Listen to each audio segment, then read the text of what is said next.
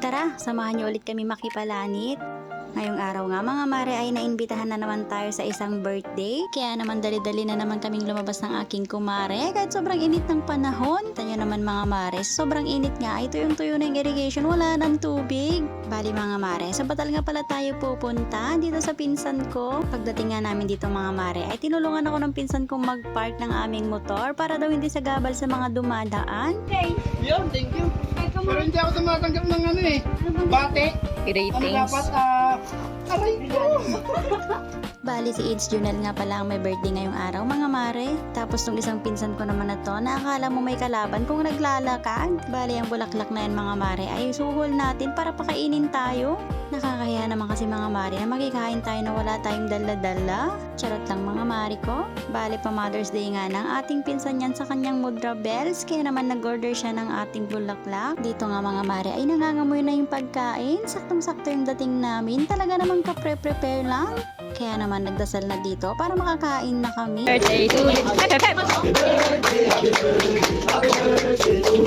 Ito nga, kinantahan pa namin yung pinsan ko na para bang bata yung magbe-birthday. Bagay nga naman ay baby face naman ang ating pinsan. Dito nga ay nahihiya pa silang mag-umpisa, kaya naman ako na yung unang kumuha ng pagkain. Dahil nga puskol ang rupa natin ay wala na silang nagawa. Grabe, ang daming pagkain nito. Talaga namang mabubusog na naman kami ni Kumare. Tapos tong pinsan ko naman na to, kung di pa ako humingi ng coke, talagang di pa ako bibigyan. Sabi nga niya masama daw ang coke sa kalusugan, kaya wag daw dapat ako mag-coke. Pero syempre hindi ako papayag doon. Ang sarap kayang kumain habang may coke, talaga namang mabubusog ka. Dito nga yun, umpisahan na namin kumain ng Kumare ko. Talaga naman kasing nagpagutom kami dito bago kami pumunta para marami kaming makain. Ganitong part talaga ang gustong-gusto namin ng Kumare, yung kainan na talaga. Kaya naman sa merong handaan dyan, sabihan nyo lang kami ng Kumare ko, talagang pupunta kami agad. Pangtawid gutom din kasi yan. Isipin mo kung araw-araw kami makikikain ay talaga namang laking tipid namin. Habang kumakain nga kami dito ay yung Kumare ko ay pabulong-bulong pa sa akin. Nasarapan daw niya yung barbecue, kaya naman bumulong siya dito sa akin at nagpakuha. Mas puskol daw kasi yung rupa ko, kaya naman ako yung inutusan niya para kumuha ng barbecue. Bali isa lang yung pinapakuha niya dito, pero ako dalawa na yung kinuha ko para naman solve si Kumare natin. Pagkatapos nga namin kumain dito ay syempre kailangan natin ng panghimagas. Ay grabing busog namin dito. Talaga naman solve kami ng aking Kumare. Pagkatapos nga namin kumain ay nagpapahinga kami dito, nagpapalpa kami dito kasi busog na busog kami. Tapos yung Kumare ko dito may pataray-taray pa, akala mo naman talaga totoo yung kilay. Pagkatapos nga namin magpalpa mga mare ay nagaya na ng inuman tong aking pinsan. Hindi pa nakainom yan pero pinagtitripan na talaga yung pulutan. Grabe, pati yung pipino talaga namang pinagtritripan.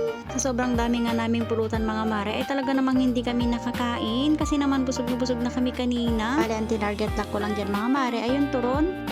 Shanghai, akala mo kasi turon ng pagkabalot. Tapos si Kumare naman, yung pansit yung sinabakan niya, bagong luto kasi yan, kaya naman sobrang sarap. Grabe mga mare, ang dami naming pagkain, kaya naman sobrang saya namin.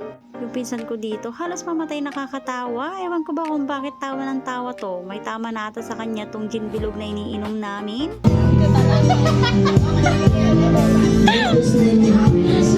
Reaction ko eh. Connection.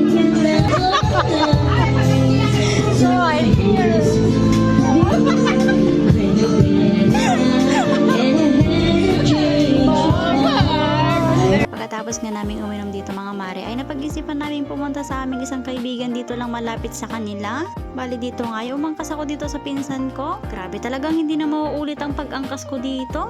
Hindi siya marunong gumamit ng preno mga mare. Pagdating nga namin dito mga mare ay na-expect namin na halo-halo ang tinda ng aking kaibigan. Ako, sisikot ako. Ang ganakan.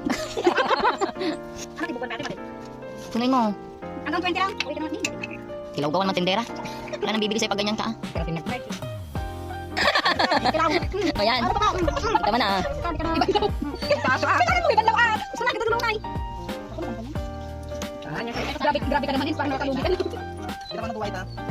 Buhay ta. Okay. Wala ko straw. Saglit. Mag-straw here. Is na. Tignan natin oh. Oh, cheers. Cheers! Cheers! Sabi niyo naman na cheers ba yan? Kaya tumapot na yung ano ko. Please eh. Pinag-iinuman niya. Please eh. Pagkakalas mo wala. Wala kang gana. Alam, di marunong. Ganyan oh! Pagkatapos nga namin magpalamig dito mga mare ay naisipan na namin bumalik. Sabi ko nga dito sa pinsan ko, balik kami sa bahay nila kasi hindi pa ako nakakapagsupot. Kailangan ko kasing dumiskarte mga mare ng ating panggabihan. Kaya naman babalik pa rin tayo dito. Ito nga mga mare, ay may nakikita ko dito sa bakuran nila. Para siyang prutas mga mare, parang ang sarap-sarap niyang tikman. Pero sabi ng pinsan ko dito, hindi daw to nakakain kasi daw halaman daw to. Dito nga mga mare, ay may diskarte na ako ng panggabihan natin.